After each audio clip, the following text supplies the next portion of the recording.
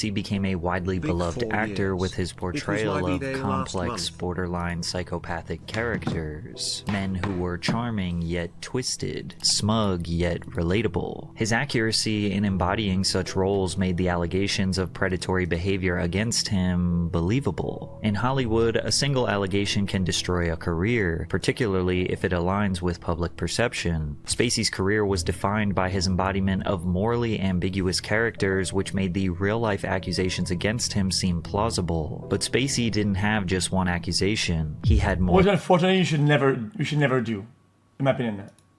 When things are actually that serious, you should never let, I know it's hard, okay, let somebody's acting affect how you perceive them as a human, but people are fucking... than 50, which as you can imagine led to his career coming to a screeching halt in 2017 when the allegations came to light. Today, he says he is flat broke, facing foreclosure. Where do you live now?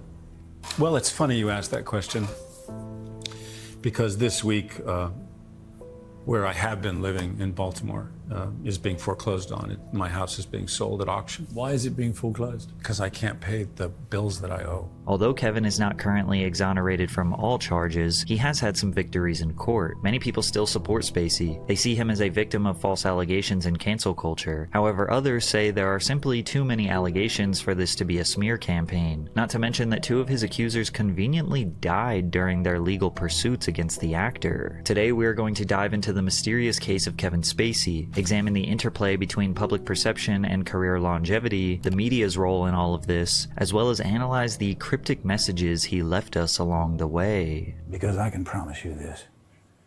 If I didn't pay the price for the things we both know I did do, I'm certainly not going to pay the price for the things I didn't do. Amid the accusations making headlines, many people expressed anger and disappointment since Spacey is a beloved actor with an amazing career catalog. His acting origins began in high school, where Kevin pursued musical theater after failing to become a comedian. Spacey graduated from Chatsworth High School in Los Angeles, California. He packed his bags and moved across the country to attend Juilliard in New York City from 1979 to 1981. Throughout the 1980s, Kevin took his first step into professional acting. He performed on Broadway, starring in a production of Henrik Ibsen's Ghosts, Malaire's The Misanthrope, and David Robb's Hurly Burly. I mean, 50 is pretty fucking dang. By the mid-80s, his profile grew 50? substantially, performing on Broadway while simultaneously appearing in film and television. After substantial roles in films like See No Evil, Hear No Evil, and Dad, Spacey won a Tony Award in 1991 for his portrayal of Uncle Louie in Neil Simon's Broadway hit Lost in Yonkers. For the next 5 years, he continued to establish himself in Hollywood, gaining prominence for his role as Verbal Kint in the 1995 crime thriller film The Usual Suspects. His performance as the enigmatic criminal won him the Academy Award for Best Supporting Actor. Thank you so much, Mom, for driving me to those acting classes on Ventura Boulevard when I was 16. I told you they would pay off, and here's the pudding. Spacey then appeared in blockbuster films. The way somebody looks, I feel like people are going to be biased on thinking if somebody did something wrong or not. Like Outbreak, like if you have like Seven, a Time mean to Kill, face, LA people are a lot more biased towards saying, yeah, this guy did it. And American Beauty, where Kevin received praise for his an odd performances concept. before earning another Tony Award nomination in 1999 for a revival of Eugene O'Neill's Broadway play, The Iceman Cometh. That same year, he earned his star on the Hollywood Walk of Fame. However, his career took a bit of a nosedive throughout the early 2000s as Spacey failed to produce another commercial hit. In 2006, he appeared as Lex Luthor in what should have been a blockbuster hit in the form of Superman Returns, but the film earned a disappointing $391 million worldwide on a $223 million budget, forcing Warner. Ooh, hold on. Is that close? Is that profit? $391 million worldwide. Oh, come on. Oh, chat, no shot. Oh, wait. I was going to say this is the budget and this is the revenue. I was like, this is even. But on a $223 million budget, forcing Warner Brothers to cancel the sequel. Outside of the 2008 heist drama film 21, which Spacey helped produce, and the comedy film Horrible Bosses, it seemed like Kevin had reached a point in his career where the number of quality roles available started to decrease. As we approached the 2010s, we started to get in the full swing of the fast food era of movies. CGI, pretty-faced actors, recycled plots, predictable endings, while straying away from the types of films that Spacey thrived in. Actually, you know what, guys, I disagree. People say this is bad. I disagree. The CGI was actually good for the time it was in. The CGI was evolving really fast, and you're always getting cutting edge tech, CGI, and they were putting a lot of effort into it, and it was good. Predictable It was endings good. while And I straying will away nothing from tell the me types anything of otherwise. films that Spacey thrived in. Character-driven, slow-paced, twisted, and unpredictable. Although he was a talented actor, Spacey wasn't considered a box office draw, nor did he acquire the same star power as a Brad Pitt or Will Smith. Amid what seemed to be the slow decay of his career, Spacey had a resurgence in 2013 with the Netflix original series House of Cards. His career was back at an all-time high in the mid-2010s until some shocking allegations would be revealed, bringing his career to a screeching halt and ultimately causing the downfall he is still trying to recover from. Oh, and by the way, we are so close to reaching 2 million subscribers, so if you haven't yet, please consider subscribing to the channel. I love making these videos for you guys. Thank you, Patrick. I subscribed, culture, as well as understand the business of unearthing allegations. It's far too common in Hollywood that people in positions of authority have abused their power, exploiting aspiring actors and staff through coercion, harassment, and assault, thus creating the casting couch phenomenon, where both men and women are pressured into providing favors in exchange for career advancement. The pervasive culture of silence and fear of retaliation has allowed these abuses to continue unchecked for decades. However, in the past few years, justice is beginning to be served, as we see more and more powerful predators get exposed for their harmful crimes. Isn't that the this guy resulted in victims Iron feeling Man? empowered and confident to speak up about their experiences, because they know they have a better chance of being believed and not silenced or ridiculed. But some people believe that the pendulum has swung the other way, and now allegations are being used as a tactic for people to get attention or simply cancel the people they don't like. There is no doubt that the media is benefiting from these allegations, whether true or false. If anyone goes on... Wait, what the fuck?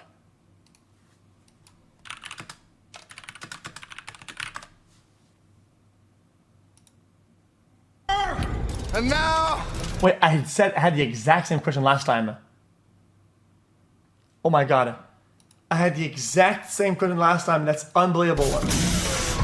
I'm gonna kill you. I have actual black mold. On social media and makes an allegation, you might see mainstream publications talking about it the very next day. Since nobody really buys magazines or newspapers anymore, these media outlets are reliant on website traffic so they can sell advertising slots to brands. The more page views they get, the more money they make from ads. Same thing with YouTubers. Therefore, they are incentivized to come up with the best, juiciest headline to get someone to click. But with attention spans dropping rapidly, most people click, read the horrifying accusations, and just take them as fact. People say things like, oh yeah, I heard that person was a PDF file, or oh yeah, I heard that person is a rapist. And those conversations spread like wildfire. The readers get their shocking news, the publications get their ad revenue, and the alleged perpetrator just kind of has to deal with it. Now, if the allegations turn out to be true, then, well, it's not like we feel bad for the perpetrator, right? If the allegations turn out to be untrue, or the claimant recants their statement or walks it back somehow, those same publications who initially reported don't often report the news that would exonerate the alleged perpetrator. That's because most people probably don't click on the even if they did, it would never reach a point where it caused any sort of healing. he's innocent article, so no money in that, and nobody wants to admit that they were wrong and got duped into spreading misinformation. Plus, no matter what new information comes to light or what the results of legal proceedings are, some people will still think in the back of their mind that what initially was alleged could be true. This is why public perception and branding is so important. If the world sees you as this nice, unproblematic guy, then an allegation probably won't take you down. But in the case of Kevin Spacey, there were just far too many allegations and it just seemed believable. The reason I put so much emphasis on seemed is because according to the legal proceedings and the courts as of right now, he's innocent. But according to the public, he's guilty.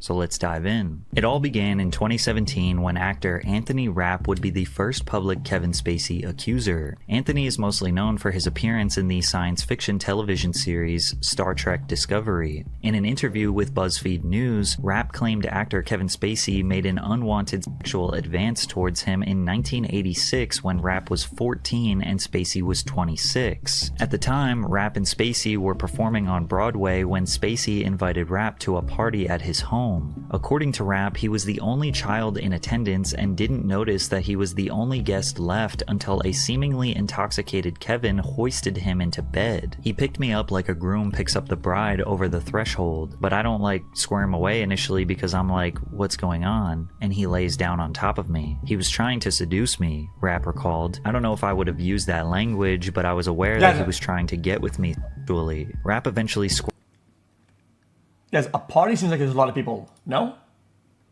Guys, did anybody see the lawsuit and the whole sentence it made or whatever, or all that? Is there not anybody else that says like, yo, we remember this guy was the only person there, or whatever?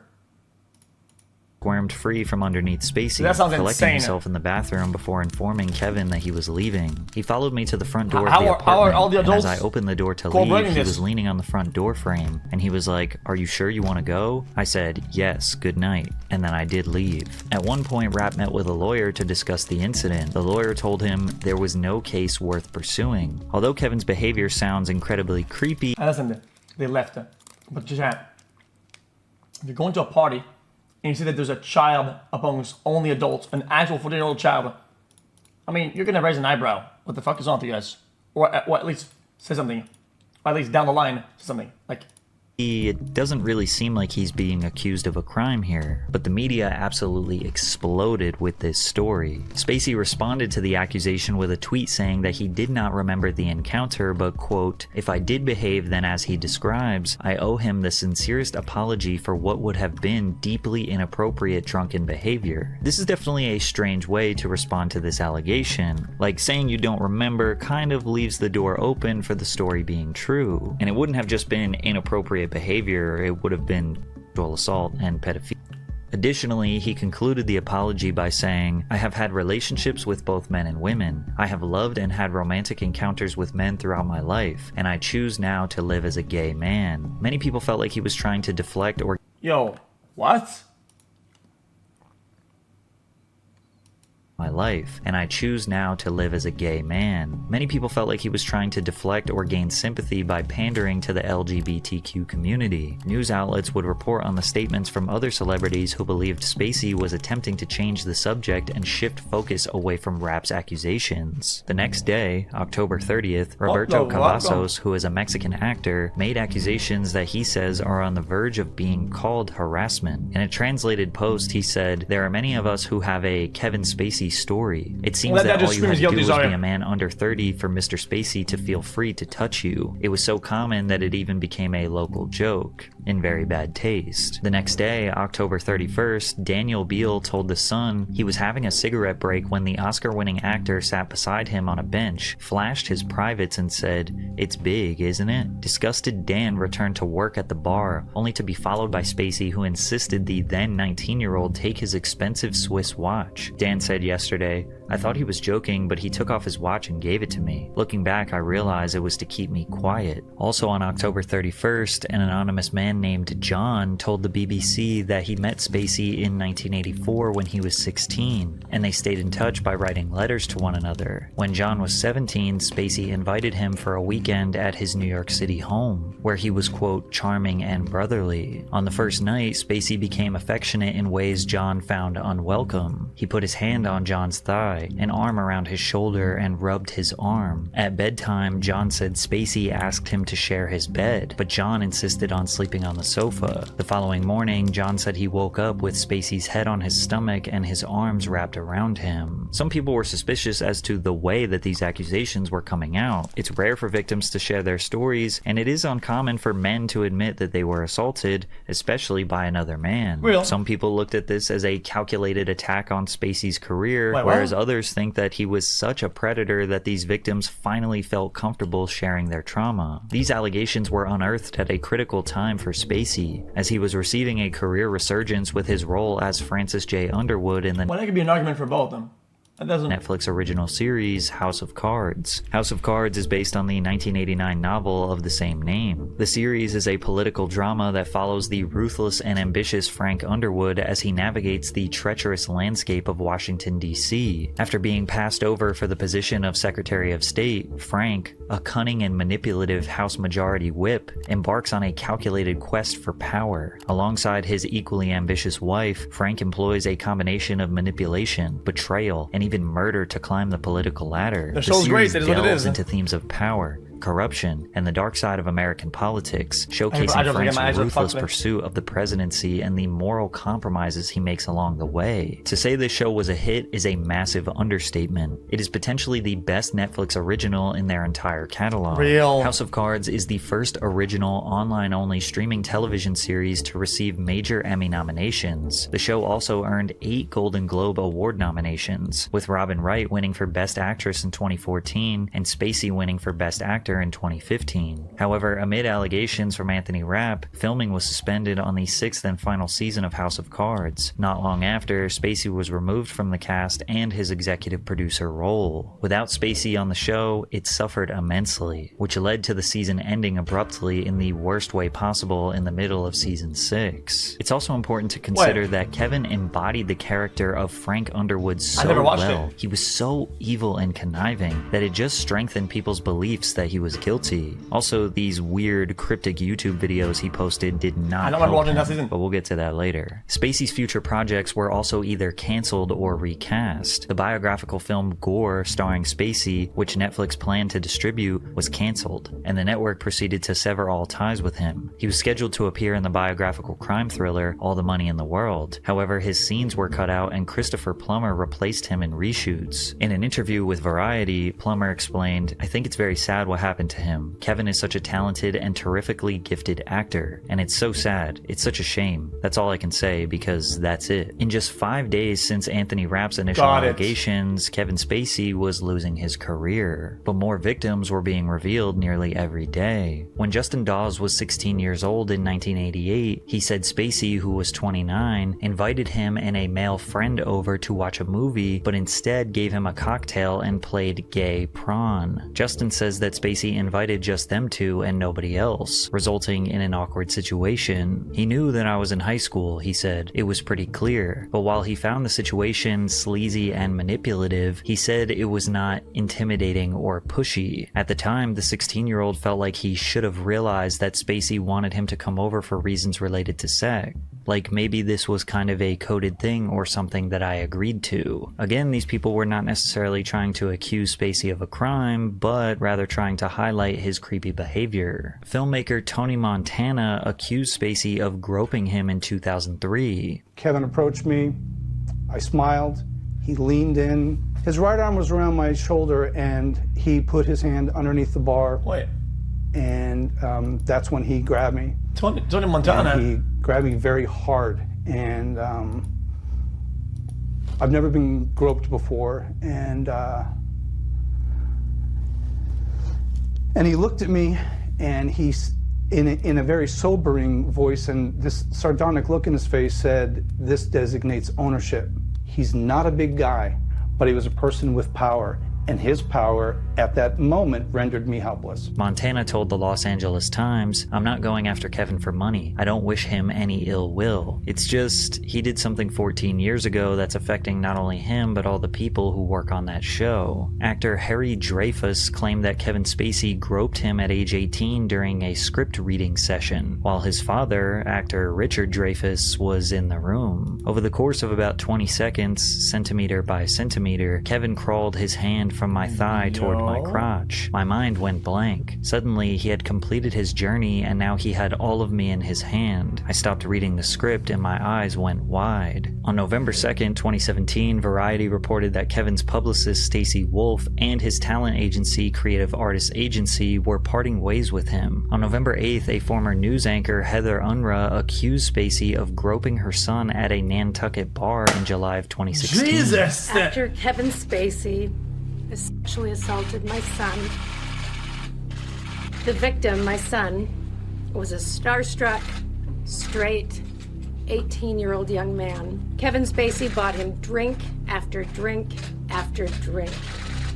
And when my son was drunk, Spacey made his move and sexually assaulted him. And I want to make it clear, this was a criminal act. Spacey stuck his hand inside my son's pants and grabbed his genitals. This was completely unexpected. And my son's efforts to shift his body to remove Spacey's hand were only momentarily successful. The violation continued. My son panicked. He froze. A concerned woman quickly came to my very shaken son's side and asked if he was okay. She told him to run, and he did.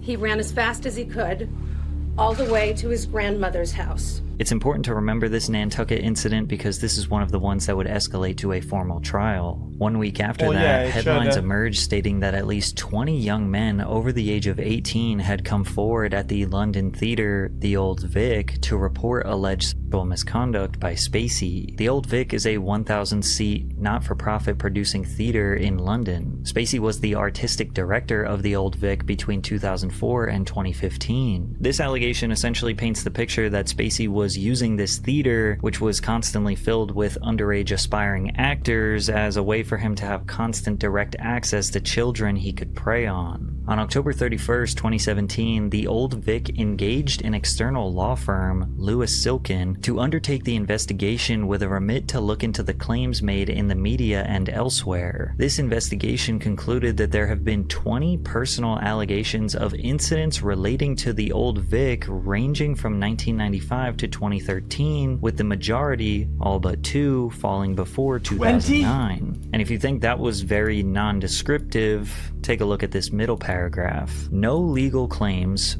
formal grievances, formal disputes, settlement agreements, or payments made or authorized were made at all in relation to Kevin Spacey during his tenure. It has also not been possible to verify any of these allegations, and it is important to note that Kevin Spacey has not commented on them. The review cannot therefore make any findings of fact about the alleged misconduct. Right. I get that they have to clarify this for legal reasons, but doesn't that admission basically nullify this entire press release? It says that 20 people allege Kevin Spacey of inappropriate behavior, but they don't define what that inappropriate behavior is. Is it touching? Is it kissing? Is it sexual advances? Is it taking his shirt off and rubbing his nipples? Is it farting in the theater? They don't mention any of the claimants' names, they don't share any of their testimonies, and they said they hired a lawyer to investigate the claims and can't verify if any of the claims or allegations are true. If you can believe it, I didn't even include all of the allegations that are out there. Some outlets have reported as little as 15 people that have spoke out against him, and some report as many as 50 people that have spoke out against him. And even after doing the research myself, I couldn't even give you a number, but it is a lot. But there does seem to be a pattern. Some of the allegations are just vaguely describing creepy and inappropriate behavior, which is technically not a crime, whereas others are accusing him of groping or grabbing their private parts,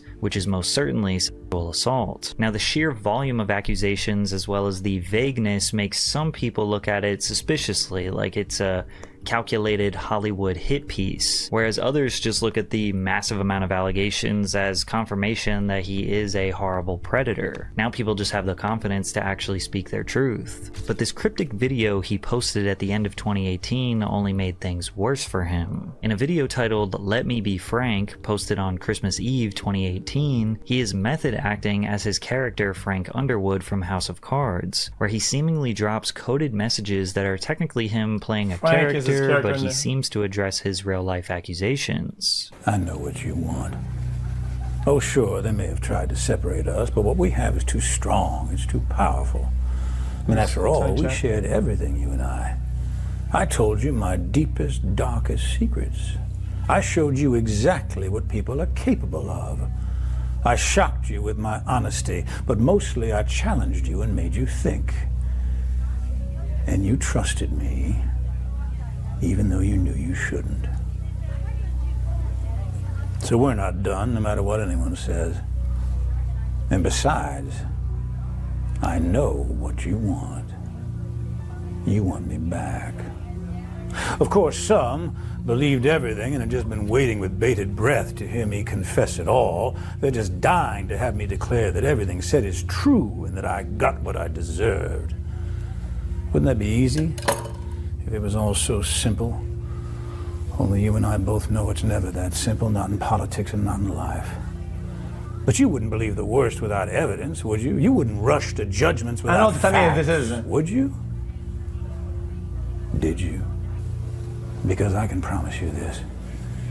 If I didn't pay the price for the things we both know I did do, I'm certainly not going to pay the price for the things I didn't do. If he is innocent, this is brilliant. If he is guilty, this is disturbing. 3 months after this video was posted, Linda Culkin, who was arrested for stalking Kevin Spacey in 2014, died. Between 2009 and 2011, federal investigators said Culkin mailed threats to several people in their workplaces in the United States and abroad. One of her hoax bomb threats caused police in a foreign city to evacuate a building and close off a neighborhood. Another, an envelope that contained a white powder that looked similar to anthrax, caused people nearby to be quarantined and fear for their health. Prosecutors also said that she was obsessed with actor Kevin Spacey, saying she threatened to kill the actor. She also sent bomb threats to 2 of his workplaces and sent threats to his co-workers and associates. Culkin had in her apartment a picture of Spacey with his eyes blacked out and mouth scribbled out and multiple copies of a page entitled "Killing Kevin Spacey," authorities said. After the stalker passed away, many news outlets were reporting that she was an accuser or she had some sort of information that she was unleashing about Kevin Spacey, but I couldn't find anything to support those claims. Basically, it was just a coincidence. Midway through 2019, Spacey was arrested. They tried to make it look like some story or whatever the fuck. They tried to make it like some movie scripts. In a Nantucket courtroom on an indecent assault and battery charge for the alleged incident where he groped the 18-year-old Heather Unruh's son. Keep in mind that the vast majority of the allegations that were coming out were many decades old, whereas this one reportedly happened in July of 2016, so it was well within the statute of limitations for a criminal proceeding. On May 30th, 2019, Nantucket District Court Judge Thomas Barrett granted access by Spacey's attorneys to 6 months of the alleged victim's text messages following the alleged incident, and the surveillance video from the club car, the location where the incident took place and where Unruh's son worked as a busboy, from 5 p.m. July 7th, 2016 to 3 a.m. July 8th, according to court records. On May 31st, Spacey's defense attorneys alleged that the accuser erased potentially incriminating text messages from the time surrounding his encounter with Spacey before providing screenshots of their conversation to the police. Clearly, the accuser has gone to great lengths to remove text messages he believes did not fit his narrative, defense attorney Alan Jackson wrote in the filing. The prosecution is aware of this and hid that information from the defense. On June 20th, the court was informed that the accuser's cell phone had mysteriously gone missing and was nowhere to be found. The judge then ordered if the phone was not located by July 8th, then the accuser and his family had to testify about what happened, and by July 8th, the cell phone was never found. The accuser testified from the witness stand where he acknowledged a typo in the police report. It was initially revealed to the court that he reported the assault in October of 2016, which was 3 months after it allegedly happened. He then admitted that he actually reported the assault in October of 2017, 15 months after it allegedly happened, which was exactly the same time that all of the other allegations were coming out against Kevin Spacey. After he was asked about the typo, as well as the deleted text messages and the missing phone, he decided to invoke his Fifth Amendment right and remain silent. He's the sole witness that can establish the circumstances of his allegation on the night in question. This case needs to be dismissed, and I believe it needs to be dismissed today. The judge seemed to agree, saying he wasn't sure if the case would continue or collapse. The accuser's mother, a former Boston TV anchor, admitted today, I deleted a few things. With deleted evidence and now refusing to give a testimony, there was no case, so it was dropped. What? But there was another man who was suing Kevin Spacey. The anonymous accuser... Wait, if text happened or not, right? What the thing that happened, it might still be valid. Why the fuck would they do that? accuser, who said he decided not to reveal his identity for fear of harassment and personal embarrassment, filed the lawsuit in September of 2018. He alleged that during a massage in October of 2016, Spacey forced him to touch his genitals before asking if he could perform oral on him. The case was filed at the Los Angeles Superior Court, then was moved to a federal court, and a pre-trial conference had been scheduled for May of 2019. However, we never got to go to trial because the accuser died. A source told Variety that the accuser died of cancer. Therefore, the case was dismissed. Spacey, likely feeling happy about having 2 cases back-to-back dismissed, he uploaded another cryptic video as Frank Underwood titled KTWK, an acronym for Kill Them with Kindness. You didn't really think I was going to miss the opportunity to wish you a Merry Christmas, did you? It's been a pretty good year, and I'm grateful to have my health back. And in light of that, I've made some changes in my life, and I'd like to invite you to join me. As we walk into 2020, I want to cast my vote for more good in this world. Ah, yes, I know what you're thinking. Can he be serious? I'm dead serious. And it's not that hard, trust me. The next time someone does something you don't like, you can go on the attack, but you can also hold your fire and do the unexpected. Like celebrating a coincidental, weird kill them with dub.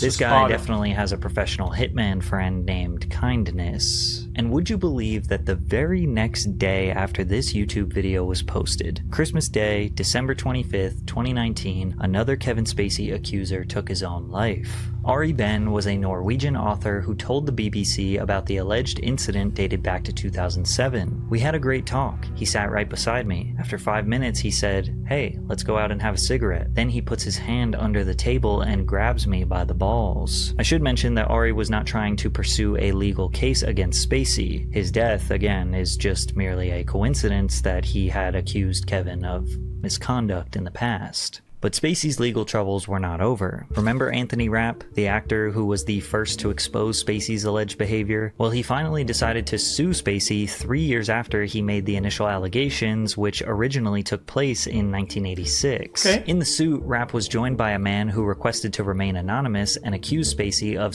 abusing him in 1983 What does it look like, Mark when he was Ruffalo? 14 and Spacey was 24. However, on June 17th, 2021, the anonymous accuser was dismissed from the case due to his refusal to publicly identify himself. As Rapp's trial against Spacey commenced in October of 2022, it was revealed that Rapp provided an inaccurate description of the apartment where the alleged abuse took place. On October 17th, the judge dismissed the emotional distress charges as a duplicate of all the battery charges. Not only did the jury find Spacey not liable of all charges, but they actually ordered Rapp to pay Spacey $39,000 in damages. And it somehow gets even crazier. A judge has ordered Kevin Spacey to pay House of Cards production company MRC nearly $31 million for alleged misconduct behind the scenes. MRC argued that Spacey owed them millions in lost profits because his misconduct forced them to remove him from the 6th season of the show, and it had to trim the season from 13 episodes to 8. Again, they don't... Wait. Chat, you know what's gonna dank a little bit? Guys. This is in defense of nobody, right? But if you're an actor, right? Hold on. You get paid a wage, right? Which is probably pretty good, right? Like, 5 mil, whatever, for an entire season, or 5-10 mil, cool, right? If the show does better than it should, right? You don't get any of the extra profits. But if you fuck up and have to cancel, you tank the loss. Guys, this seems kind of risky though. Season of the show. I don't know how I feel about trim the this. season from 13 episodes to 8. Again, they don't exactly detail what alleged inappropriate behavior took place, but the judge found that Spacey violated MRC's harassment policy with respect to 5 House of Cards crew members. Despite this ruling, in February 2024, Spacey reached an agreement with MRC to reduce a $31 million judgment to $1 million. But in return, Spacey will back arguments from MRC in a legal battle against its insurer that he was written out of the show because he was too sick to return, which would allow them to collect on a $150 million insurance policy. These people don't care about victims. victims. They care about money. They tried to get $30 million from Spacey, and they realized that they couldn't, or maybe he couldn't pay. That's insurance So fraud. then they teamed up with Spacey to convince the insurance company that he was too sick to perform in the show, and that's why they fired him, which could have potentially granted them an up to... Which technically could mean that the allegations come out, which made him sad and depressed, and he's too depressed clinically to perform, so he's too sick to perform, which end up being true, just not the initial reason. But they could probably elaborate that and make that work. But we all know he wasn't too sick to perform. He was canceled for being an alleged sexual deviant PDF file. But Spacey was fighting yet another case in the United Kingdom after he was charged by the Crown Prosecution Service, or CPS, with 4 counts of sexual assault against 3 different complainants on May 26, 2022. The alleged offenses occurred between 2005 and 2013 in London and Gloucestershire. Yeah, that's the best I got for that town name. Then a few months later, they added an additional 7 charges against Spacey, all related to a single complainant arising from incidents alleged to have occurred between 2001 and 2004. One of the victims claimed Spacey, quote, approached him and gave him a hug, kissed his neck, grabbed his crotch, and squeezed while telling the man to be cool. Another victim alleged that he had been drugged by the actor and said he woke up to Spacey performing a sexual act on him. But after a month-long trial, a jury acquitted Spacey of all charges. I'm enormously grateful to the jury for having taken the time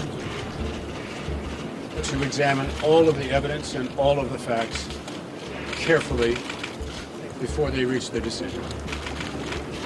And I am humbled by the outcome today. Being acquitted is slightly different than being found not guilty. Acquittal means that the prosecution did not present enough evidence to prove Spacey as guilty beyond a reasonable doubt. For the past 6 to 7 years, Spacey has been in non-stop legal battles, and although he has yet to be proven guilty of a crime, he has entirely lost his career. Unable to make any money from movies and television, he claims he is facing foreclosure and possible bankruptcy on an interview with Piers Morgan. Are you facing bankruptcy?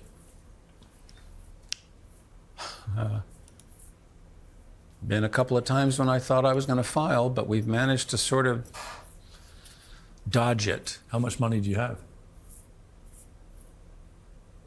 None. I still owe a lot of legal bills that I have not been able to pay. You're actually in debt? Yes. Do you mind me asking how much you owe? It's considerable. Millions?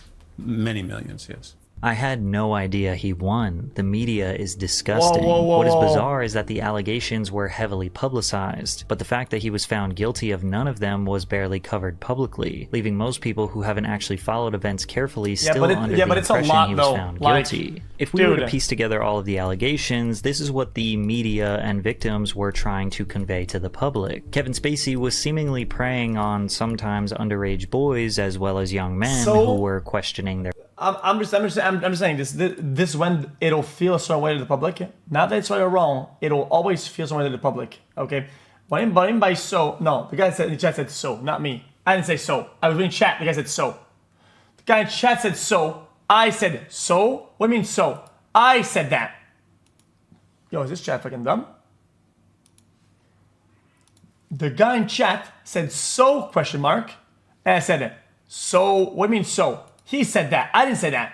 He said so. I said, yo, what the fuck? That's weird as fuck. Because the reason why it is so is weird is that it's enough, right? So that it's going to feel so to the public. And it should. Okay? Because it's why a lot of sexual assaults don't get reported. Is that people that do wrongdoing in that way get away with it. A lot of them do. It's hard to get a guilty conviction as people that do those crimes, right? But when it's enough people that come forward and enough people that been in weird situations, the guy's weird as fuck. At that point, I don't even give a fuck. It's enough people around. It's enough inside. I'm like, dude, let's be honest, this is not some fucking nice guy always doing nice shit. Like, this is some weird shit. I don't give a fuck. Like, or what? At least he thought they were questioning their sexuality. He then lured them in with his power and esteemed status, and based on a lot of these victims' testimonials, he was giving them the impression that he was interested in them whether through verbal cues or body language or situational cues. However, there were also tons of accusations of him straight up grabbing them or groping them or touching them inappropriately or kissing them, hoping they were also interested in him. Many of them mentioned that the moment they showed some pushback or some resistance that he seemingly gave up. If any of this is true, at best it's still assault. Like, none of this could be really deemed as flirting. And at worst, it's potentially pedophilia and R-wording. The victims often say that they froze or panicked in the moment. They didn't know how to push him away or really escape from the situation. Then they didn't report the crimes because they didn't want their masculinity to be questioned, or they didn't want people to know or think they were gay, or they didn't think anyone would care or believe them. Very similar reasons why female victims of SA don't often speak up. The victims had more reasons to stay silent than to speak up, which seemingly allowed Spacey to act in this predatory manner for decades. But again, all of this is just alleged because, well, he was never found guilty of any of this. You have to ask yourself, is the sheer volume of accusations enough to prove that he is guilty of being this horrible predator? Because again,